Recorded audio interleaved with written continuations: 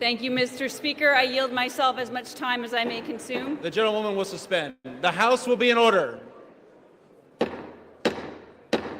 Members are encouraged to take their conversations off the floor. Shh. The gentlewoman will continue. Thank you. Mr. Speaker, I yield myself as much time as I may consume. The gentlewoman is recognized. Speaker, I rise today with humility, fear, and conviction. Conviction that American citizens have a right to choose their elected representatives.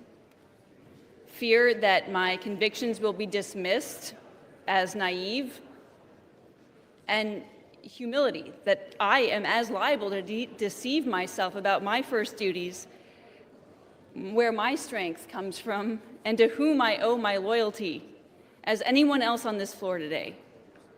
But it's clear to me that my responsibility as an elected representative of my community is to say loudly and consistently, humbly and with love, that no one has the right to subvert the right of the people to choose their elected representatives. I like Chuy Garcia. I think his reasons for retiring are noble. We are not here to adjudicate the character of Chuy Garcia. I'm asking the body to consider a set of facts laid before us tonight about how he chose his successor and deprived Americans the right to choose their elected representative. Moral accusations and bitterness are not going to move this country in a stronger direction, but we can't keep bringing these same broken tools to the urgent struggle of preserving our inheritance as a nation. And so with humility, I lay out the facts. 1 week before the filing deadline, Congressman Chuy Garcia filed for re-election and submitted the necessary signatures for that petition. But 3 days before the filing deadline, he also began collecting signatures for his chief of staff, who shares his last name. Just hours before the filing deadline, Representative Garcia's chief of staff submitted the paperwork to run with at least 2,500 signatures attached to it. And Chuy Garcia's signature was the very first one listed in the petition.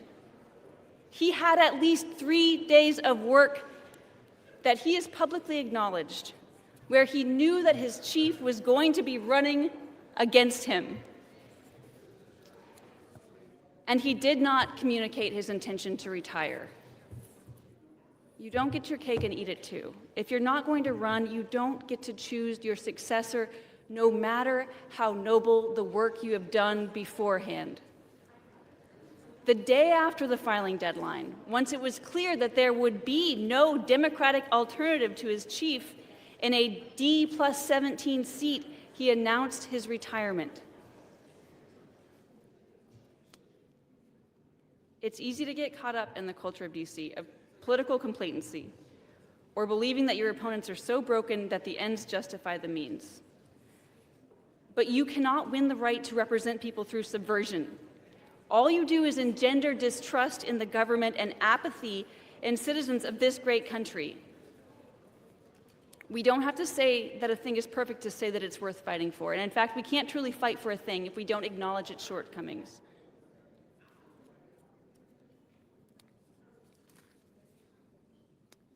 And with that, Mr. Chair, I yield back.